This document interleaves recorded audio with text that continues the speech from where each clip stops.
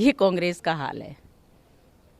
उनके नेता बने घूम रहे हैं, कभी अपने को मुस्लिम की संतान हैं, हिंदुत्व को ढूंढ रहे हैं, हिंदू बने घूम रहे हैं, मंदिर मंदिर जा कर के अपनी प्रामाणिकता को स्थापित करना चाहते हैं। मुझे लगता है ये नाटक करने की ज़रूरत नहीं है।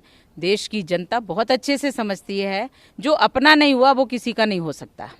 इसलिए इस खानदान की तो ये आदत रही है कि मिक्सचर है, चलता रहता है, परंतु देश में एक शुद्ध विचारधारा, राष्ट्रीय विचारधारा जो सनातन धर्म की है वो निरंतर चलती है। राष्ट्रीय विचारधारा से हम मिल कभी भी ऐसी विधर्मी विचारधारा का हो ही नहीं सकता।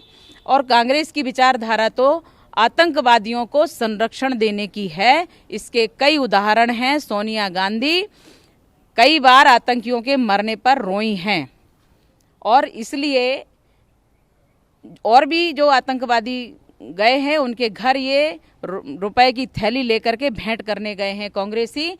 और अभी इसने जो कहा है,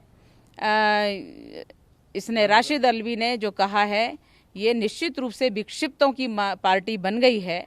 और मुझे लगता है कि हिंदुत्व और हिंदू और भगवा सनातन धर्म ये सब इनकी समझ से परे हैं, क्योंकि ये लोग इन संस्कारों में ना तो संस्कारित हुए हैं और ना कभी ये पले बड़े हैं। ये इनको समझ ही नहीं सकते हैं। प्रभु राम जी को ये नहीं समझ सकते, हमारे सनातन धर्म को नहीं समझ सकते, ये हमारी सनातन संस्कृति को क्या समझेंगे। इसलिए इनको प्रभु क्षमा करेंगे। हम लोग हिंदू जो हैं वो कभी भी इनको क्षमा नहीं करेंगे, क्योंकि प्रभु राम जी तो क्षमा करते हैं पर हनुमान जी क्षमा नहीं करते। तो हनुमान जी के रूप में ये हमारा हिंदुत्व अभी कार्य कर रहा है और निश्चित रूप से करेगा और इन लोगों को दंड दिलवाएगा। और जो भी होगा, प्रकृति भी दंड देती है। किसी भी धर्म के लिए कभी भी कोई कुठाराघात करता है तो मुझे लगता है उससे बड़ा पापी दोषी कोई नहीं है, और इन विधर्मियों को निश्चित रूप से दंड मिलेगा। हम कानून के अंतर्गत इनको दंड दिलवाने का पूरा प्रयास करेंगे। आप कह रही हैं कि संतान है, लेकिन वो तो खुद को ब्राह्मण बताते हैं। उनके बताने से नहीं, उनकी वंशावली निकाल लीजिए, डीएनए करवा लीजिए। वंशावली उनकी गड़बड़ है, और मुझे लगता है कि उसी संस्कार में, ये कुसंस्कार में पले हुए संतानें अब कभी यूपी में, कभी जहाँ चुनाव होते हैं वहाँ माला डाल करके और मंदिर में धोती पहन के, धोती भी नहीं संभल रही है, भागते भागते चले जाते हैं। मुझे लगता है कि हमारे प्रभु के यहाँ तो सबकी जगह है, लेकिन इन लोगों की, ऐसे धूर्त लोगों की तो जगह वहाँ भी नहीं है। और प्रभु राम जी सब अच्छे से ठीक कर देते हैं। इन्होंने तो प्रभु राम जी के अस्तित्व को नकारा है। इन्होंने तो प्रभु राम जी के अस्तित्व को, और राम सेतु बने हुए जो रावण को वध करने के लिए जब जा रहे थे प्रभु, उस सेतु का भी विरोध किया है। 25-25 वकील इन्होंने कोर्ट में खड़े कर दिए हैं इस बात के लिए कि प्रभु राम जी का कोई अस्तित्व नहीं है। और अब किस बात के हिंदू बन रहे हैं? ये हिंदू और हिंदुइज्म और हिंदुस्तान और ये हिंदू संस्कृति, सनातन धर्म, ये इसको कुछ भी नहीं समझ सकते। इसलिए इनकी जो लैंग्वेज है वो हमेशा गड़बड़ रहती है, क्योंकि इनके आसपास भी कभी संस्कार पलते नहीं हैं। इसलिए इनका, मैं कहती हूँ, ये तो बेचारे हैं। सलमान का भी इनकी किताब को लेकर विवाद चल रहा है। उन्होंने भी हिंदुत्व को, आईएसआई और बोर्ड को हरम से जोड़ा है। हाँ बिल्कुल। और जिस प्रकार से सलमान खुर्शीद की पत्नी ने भ्रष्टाचार किया, असंवेदनशील होकर के दिव्यांगों के बच्चों के जो कृत्रिम अंग हैं, अपने एनजीओ के माध्यम से उन्होंने उसका भ्रष्टाचार किया और वो जेल में है। तो ये तो बौखला गया है, पगले आ गया है। और ऐसे भौंकने वाले लोगों को और ऐसी कलम तो निश्चित रूप से ज्ञान नहीं दे सकती। ये तो अधर्म की, विधर्म की भाषा ही लिखेगी।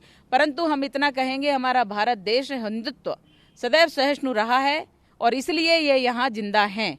पाकिस्तान में जाते तो ये जिंदा नहीं होते, उनके विरुद्ध बोलते तो ये जिंदा नहीं होते, चीन में जाते तो इनका पता नहीं चलता अगर वहाँ के विरुद्ध बोलते। परंतु ये भारत देश है, यहाँ सहिष्णु लोग रहते हैं, इसलिए इनको क्षमा किया हुआ है और ये जिंदा हैं। बाकी देशों में जा कर के ये देख लें, पता नहीं चलेगा। परंतु ये यहाँ से निकल भी नहीं सकते, क्योंकि इनको कहीं ठौर है ही नहीं। और यहाँ भी अगर इस प्रकार से करेंगे तो हिंदुत्व जाग चुका है, हिंदू जाग चुका है। अब इनका दंड सुनिश्चित करना ही होगा। राशिद अल्वी ने रामायण का एक पाठ का उदाहरण उदाहरण देते हुए जय श्री राम को लेकर जो एक्चुअली राशिद अल्वी समझ ही नहीं पाए, क्योंकि हमने कहा ना, ये विधर्मी लोग कभी भी धर्म को नहीं समझ सकते। सनातन धर्म ही धर्म है, बाकी तो अधर्म है। इसलिए जो विधर्मी लोग हैं वो हमारे शास्त्रों को कभी नहीं समझ सकते। उन्होंने कालनेमी का उदाहरण अपने ही पार्टी के प्रमुख जो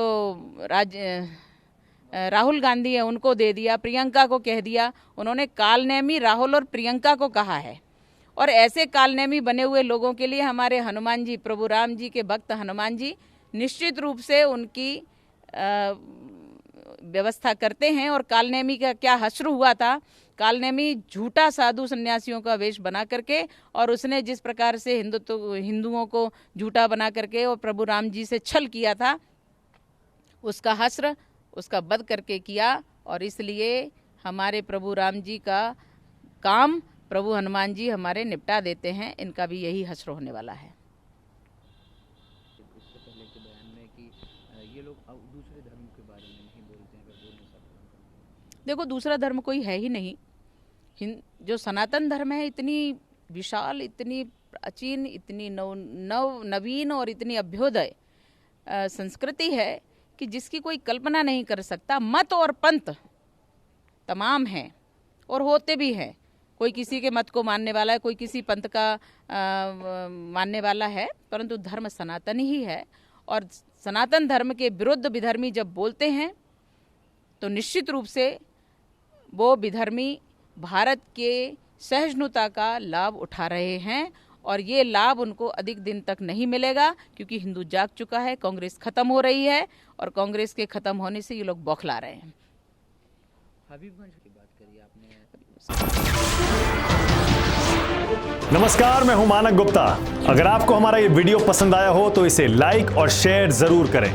और हां, हमें सब्सक्राइब और फॉलो करना ना भूलें, ताकि आप देश और दुनिया की कोई खबर मिस ना करें।